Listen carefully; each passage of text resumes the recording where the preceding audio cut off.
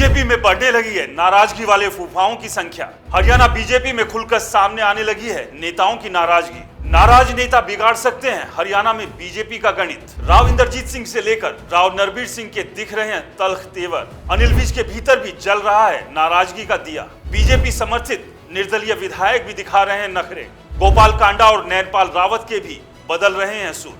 नमस्कार दोस्तों, मेरा नाम है राज के वर्मा और आप देख रहे हैं रिपोर्टर जी। अगर रिपोर्टर जी चैनल को सब्सक्राइब नहीं किया तो सबसे पहले चैनल को जरूर सब्सक्राइब कर लीजिएगा। हरियाणा में जब किसी के घर में शादी होती है तो दूल्हा दुल्हन तमाम तैयारियां, ढोल बाजे, शादी की पूरी सजावट के बीच एक ऐसा प्राणी है जिस पर पूरा का पूरा फोकस जितना कि शादी के बाकी कामों पर होता है उतना ही इन पर भी होता है। ये महोदय कोई और नहीं बल्कि लड़के के फूफा होते हैं। यानी कि फूफा जी अगर नाराज हो गए तो आप समझ लीजिए फिर शादी में रायता फैलना तय है।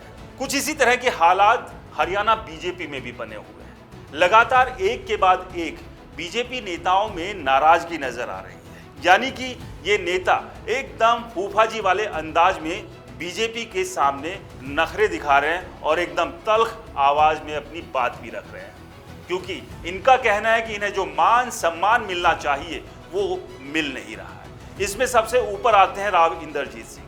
लगातार एक के बाद एक बयानबाजी राव इंद्रजीत सिंह कर रहे थे और इसके पीछे दो बड़ी वजह थी। एक तो नायब सिंह सैनी को 2024 के विधानसभा का मुख्यमंत्री उम्मीदवार बना देना और दूसरा उन्हें केंद्र में केवल राज्य मंत्री का दर्जा मिलना, जिसके बाद केंद्र से लेकर हरियाणा सरकार की तमाम नीतियों पर सवाल उठाने के साथ साथ राव इंद्रजीत सिंह ने यहां तक कह दिया था कि अहीरवाल से ही हरियाणा की मुख्यमंत्री की कुर्सी का रास्ता जाता है और अगर जरूरत पड़ी तो वो घुटनों पर भी ले आएंगे। लेकिन महेंद्रगढ़ में गृह मंत्री अमित शाह के पहुंचने के बाद उन तेवरों में कुछ नरमी जरूर देखने को मिली है, लेकिन ये नरमी कब तक बनी रहेगी ये देखना अपने आप में खासा दिलचस्प रहेगा। इसके बाद दूसरा नाम आता है राव नरबीर सिंह का।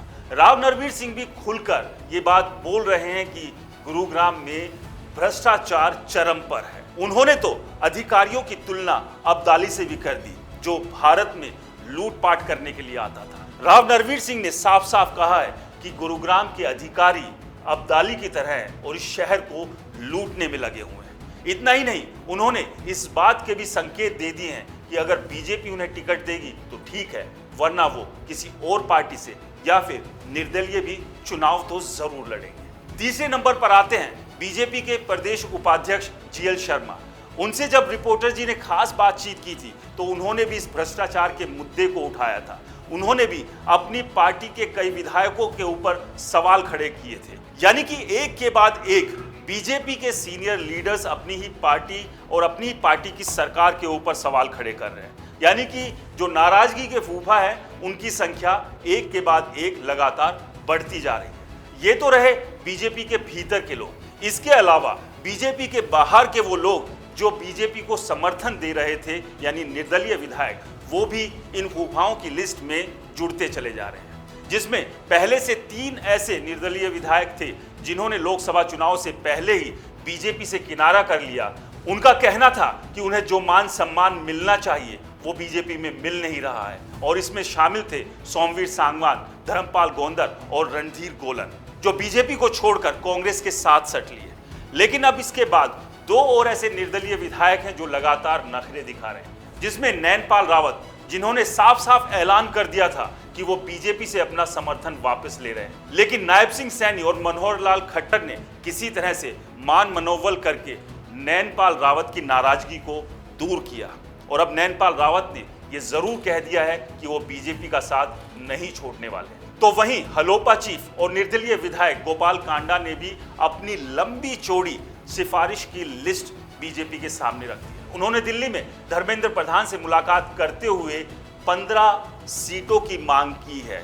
सूत्रों से जो जानकारी मिली है, इस बैठक के दौरान गोपाल कांडा ने प्रस्ताव रखा है कि बीजेपी उन्हें और उनकी पार्टी को 15 सीटें दे दे, ताकि गठबंधन में अगर वो चुनाव लड़ते हैं और बनिए और पंजाबी वाली जो सीट है वहां पर उनके प्रभाव का फायदा मिलेगा। यानी कि एक के बाद एक जहां बीजेपी के नेता लगातार बीजेपी के खिलाफ बोलने से नहीं चूक रहे हैं, तो अब निर्दलीय विधायक भी मौका देखकर अपनी मांग मनवाने पर अड़े और जुटे हुए हैं।